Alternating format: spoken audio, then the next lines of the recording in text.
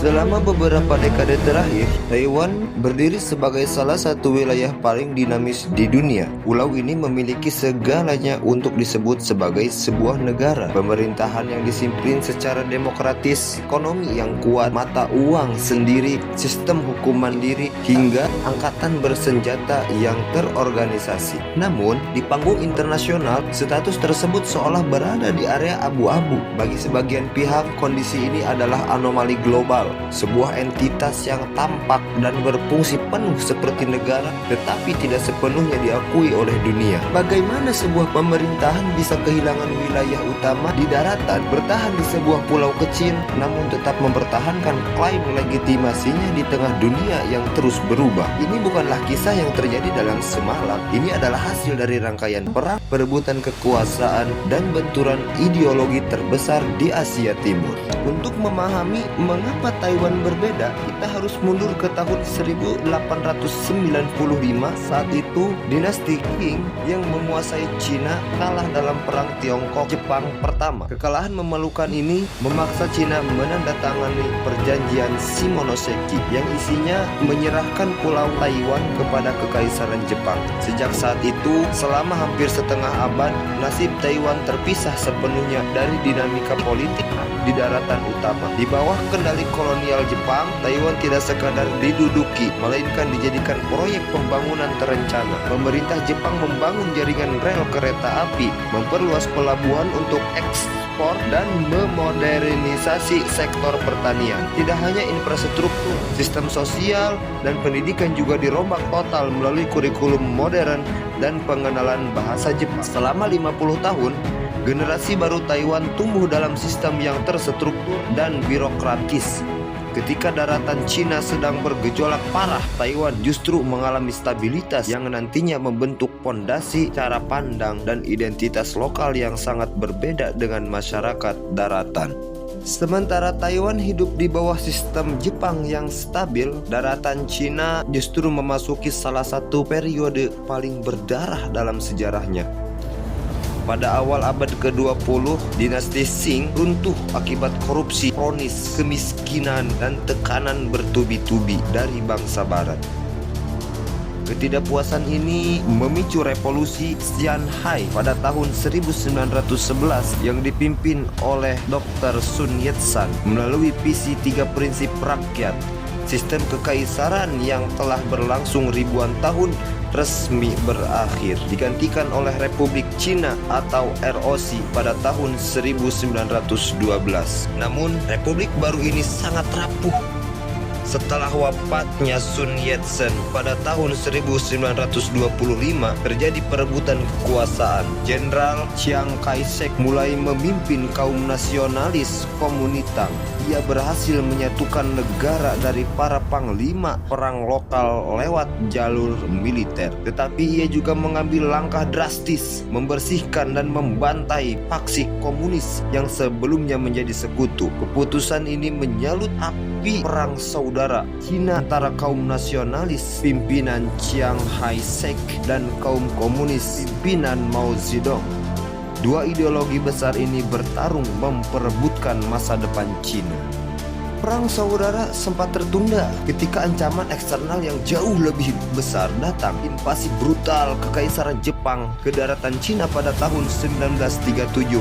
Sebagai pemerintahan resmi, Kuomintang pimpin Chiang Kai-shek harus menanggung beban utama perang konvensional ini. Kota-kota mereka hancur, ekonomi lumpuh, dan jutaan tentara gugur. Sebaliknya, kaum komunis di bawah Mao Zedong memanfaatkan momen ini untuk bergerilya di pedesaan dan menggalang dukungan kuat dari para petani. Ketika Perang Dunia Kedua berakhir pada tahun 1945 dengan kekalahan Jepang, Taiwan akhirnya dikembalikan kepada Republik Cina. Namun, reuni ini justru berujung pada tragedi. Pejabat dan tentara dari daratan yang dikirim untuk mengelola Taiwan dinilai korup, tidak kompeten, dan memperlakukan warga lokal dengan semena-mena. Ketegangan memicu pada akhir Februari 1947.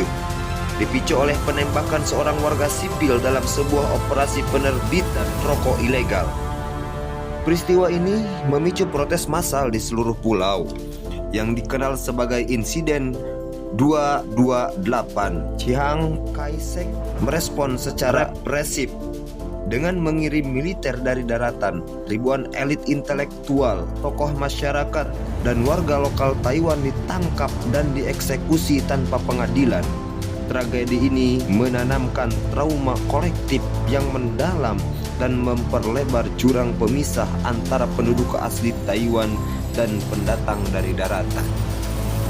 Pasca Perang Dunia Kedua, Perang Saudara di daratan Cina kembali berkobar dengan intensitas yang jauh lebih dahsyat. Pasukan Kuomintang yang sudah kelelahan dan didera krisis ekonomi parah tidak mampu membendung gelombang serangan pasukan komunis. Satu persatu kota besar jatuh hingga akhirnya pada tanggal 1 Oktober 1949 Mao Zedong berdiri di Beijing dan memproklamasikan berdirinya Republik Rakyat China.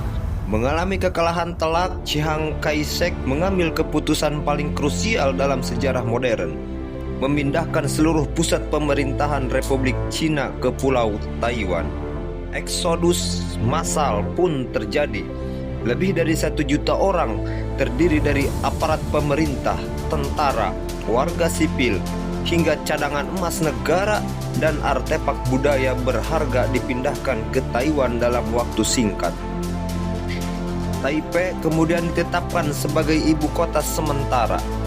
Di pulau inilah sisa-sisa pemerintahan Republik Cina mengonsolidasikan kekuatan, memperketat kontrol politik, dan membangun basis pertahanan baru dengan kekayaan, dengan keyakinan bahwa suatu hari nanti mereka akan merebut kembali daratan utama. Sejak tahun 1949, peta geopolitik Asia Timur terbagi menjadi 2 realitas yang saling bertolak belakang. RRC menguasai daratan utama dengan populasi raksasa, sementara ROC bertahan di Taiwan. Uniknya, di masa awal Perang Dingin, dunia internasional terutama blok barat tetap mengakui pemerintahan Taiwan sebagai satu-satunya perwakilan sah atas seluruh Cina. Taiwan memegang kursi resmi di Perserikatan Bangsa-Bangsa, bahkan menjadi salah satu anggota tetap Dewan Keamanan PBB. Namun, seiring waktu, kenyataan di lapangan tidak bisa diabaikan.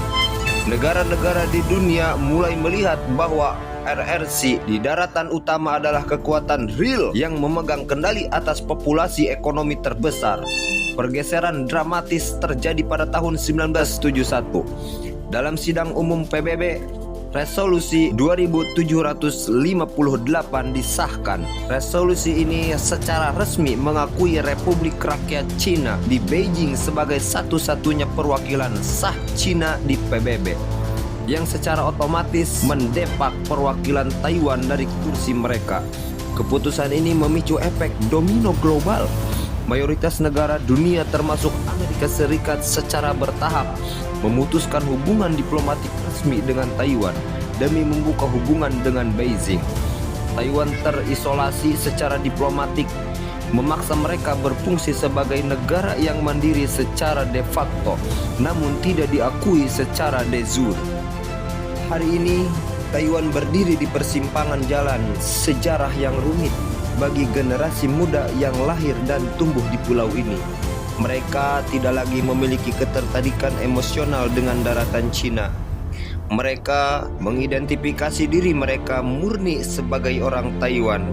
Sejarah panjang dari masa kolonial Jepang, trauma perang saudara, hingga isolasi internasional telah menempa identitas yang unik. Sejarah Taiwan mengajarkan kita sebuah realitas pahit dalam politik global, bahwa eksistensi sebuah negara tidak hanya ditentukan oleh fakta bahwa Anda memiliki rakyat, wilayah, dan pemerintahan yang mandiri di lapangan.